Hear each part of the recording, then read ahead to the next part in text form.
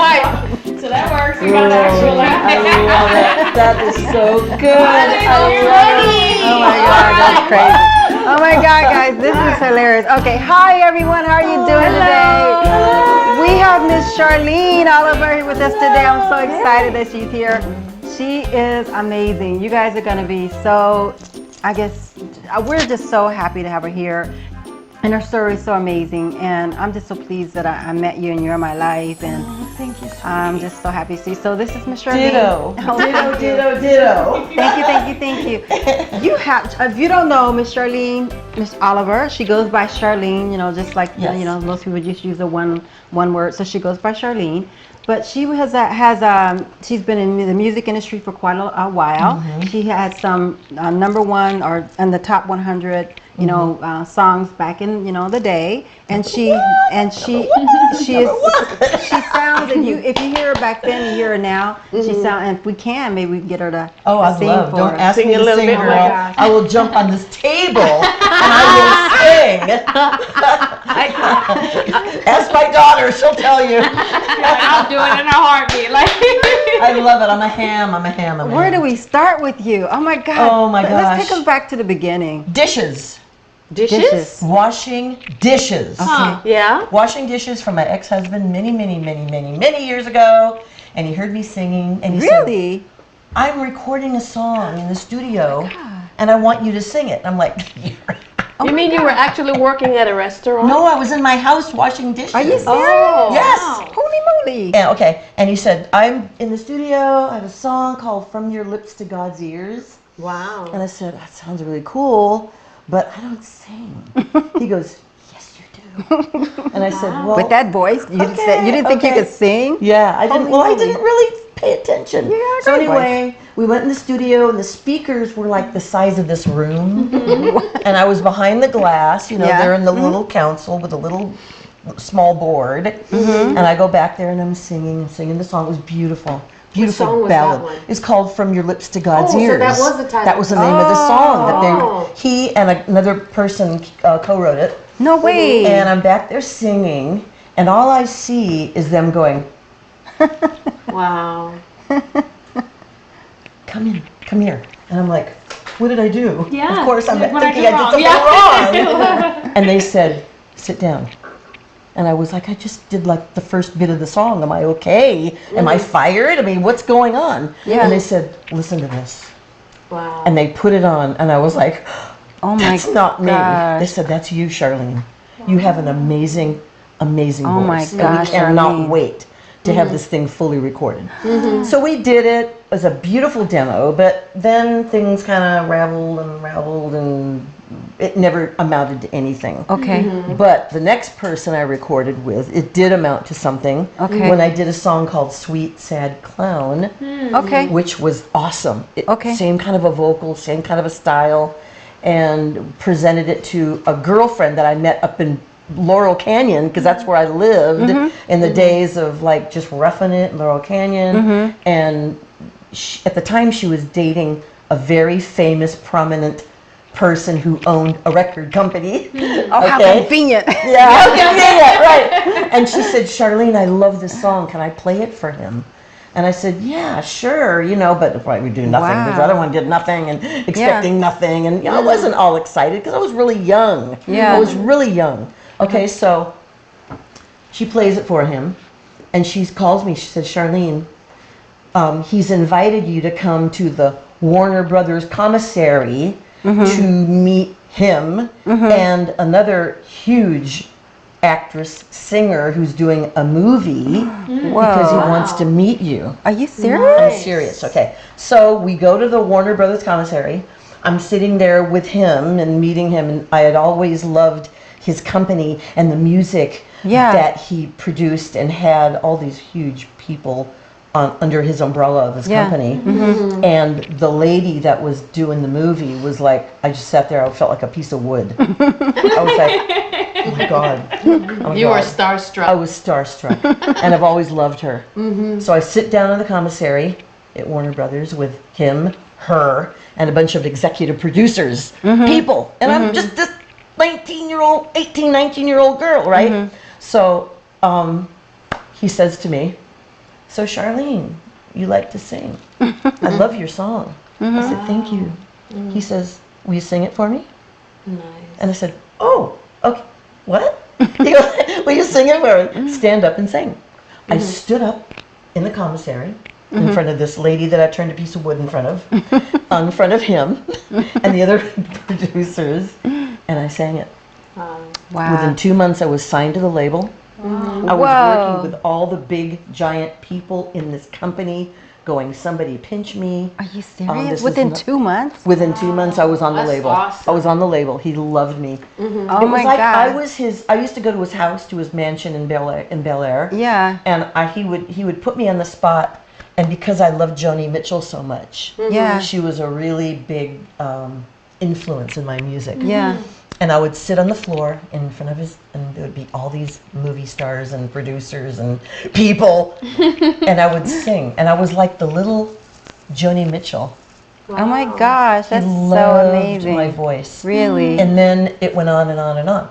Then I was with the company for 3 or 4 years, and just recording all kinds of different styles for all different artists. I did demos for one artist. I did demo for another artist that were huge. And I'm going, my voice is on a thing that they're going to take and make it their own, right? Right. So I'm in the hallway of the offices of this record company, and this man walks up to me, deep voice, sounded like the voice of God.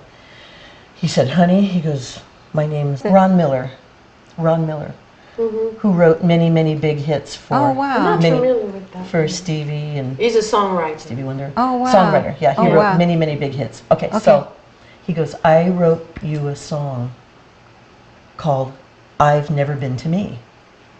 And I said, wow. I said, okay. Wow. He says, I want to play it for you. Okay. And it was a demo of this girl singing it. At Okay. the time, I was going through a very bad marriage where I was being slapped around, hit, just really abused, because I was so young, you know, and my husband at the time was a guitar player trying to get something going, and the company didn't like him. They liked me. They didn't want him. They wanted me, and that caused a lot of friction in the marriage. Okay, so I went into the office, I sat down, and he didn't know what was going on in my life at all. He didn't know anything about me. And he puts the button on, pushes the button, hey, lady, Kristen, it's your life. Are you serious? You're a discontented mother and a regimented wife. I've no doubt you dream about the things you'll never do. And I lost it, you guys. Oh my God. I can imagine. You crying. even tearing up. I was tearing up inside. I was sobbing so hard.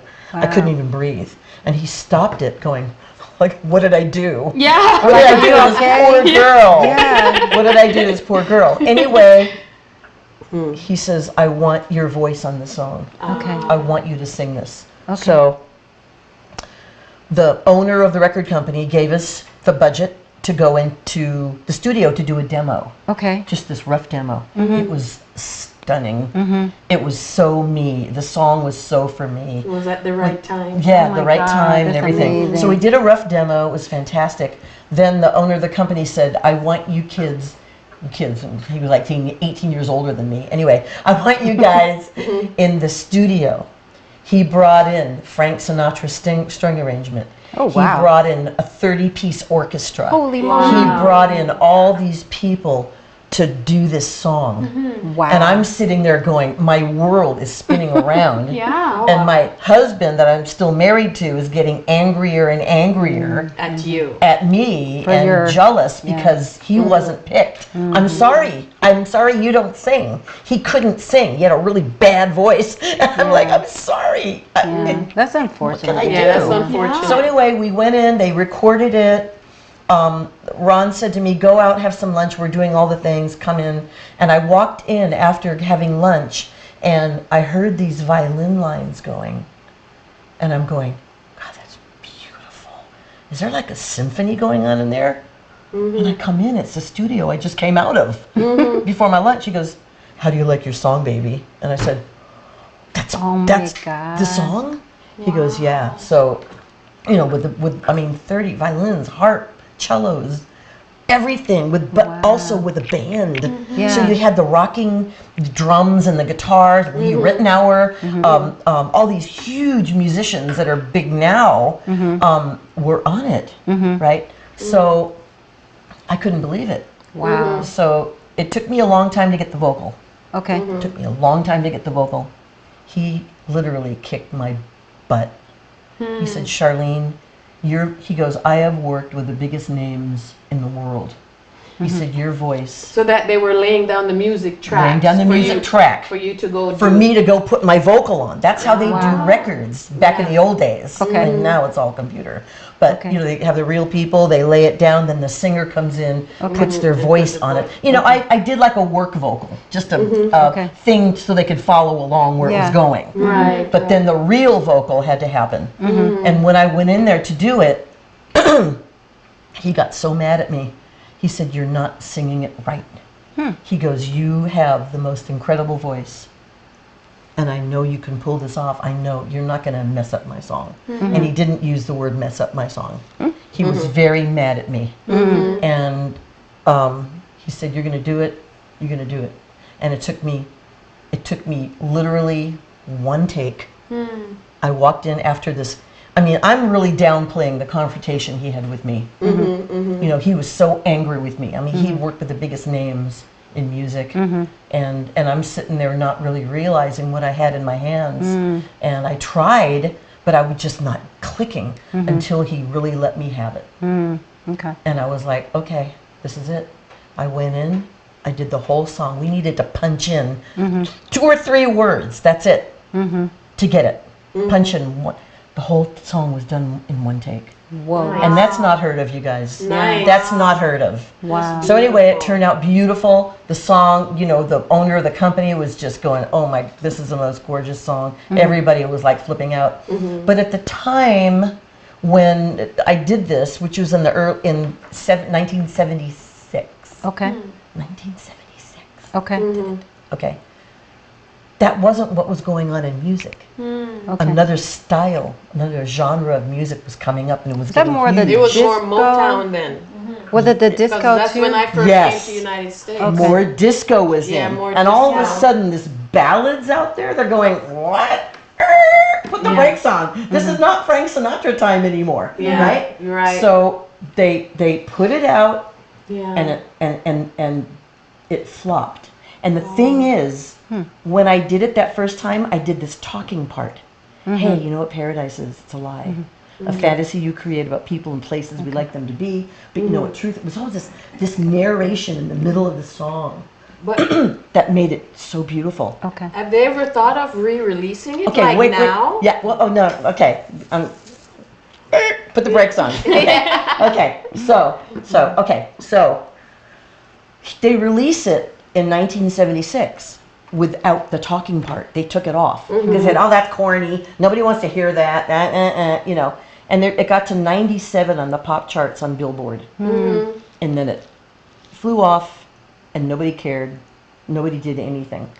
The song was picked up by other artists like Mary McGregor, Nancy Wilson. They did different versions of it, but nothing was like The mine. original song was never. It was mine. Right, Mine right. was mine, and then they covered it, tried to get a hit on it, and never did. Nothing ever happened. So I moved to London. I'm living in England, and I get a phone call, from my mom in 1981, because I had been on Motown after that. I had been on the label after that. Sorry, you know, recording, and nothing, and Never Been to Me was released, and it flopped. And I'm like, you know what, guys? If that song can't make it with my kind of voice and the lyrics of that song, then I'm in the wrong industry. I might as well just forget But the it. few lyrics that I heard from you sound so beautiful. I know. It seems like Such a a lot of beautiful people song. could relate to it. Oh, you bet. I they would do. say, do it again. Okay. Wait. Stop. You're stealing my thunder. Stop. Oh, sorry. Stop. I'm sorry. No, that's okay. Anyway. So, oh God, where was I? Okay. You were in London. You I were was in in London. London. Yeah. I met a cute English guy. We got married in London. We were living in England. I'm like ready to just give up all music, and I did. I was happy. I became a Christian. I'm like, I just want to sing for God now and all that kind of stuff. And all of a sudden I get a call from my mom. Charlene, somebody from this record company is looking for you. And I'm like, what am I in the Twilight Zone? What's going on, right? So I'm like, what do they want? She goes, I don't know. They just want to know where you are and they want to call you. So about a week later, after they got all the information, they got my number and I get a call at 2 o'clock in the morning because they always got the time wrong. Yeah. So I run downstairs, I answer it. Hi, Charlene. Is this Charlene? Yeah, this is her. Honey, I got to tell you, you're on the charts with a double bullet. Wow. I'm like, on the what charts? What are you talking about? You're on the charts. You have a double bullet. Your song is selling like 66,000 records a day. Whoa. I'm like, My. what? Amazing. I'm not even signed to anybody. Wow. I'm living in England with no label, nothing. Wow. Okay? Well, thank you so much, Charlene. And I know that Charlene has much more to tell us about your story and your history. Am I right? Yes, ma'am. Yes, she does. So therefore, if you want to hear more about what Charlene has to tell us and sing for us a little bit more and all that good stuff, you will have to come back and watch part 2 of the Charlene story. That's right. Yes.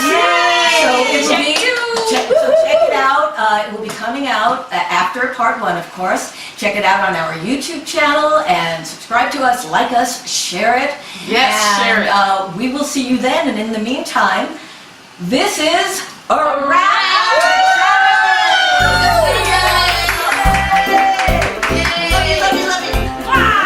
All right.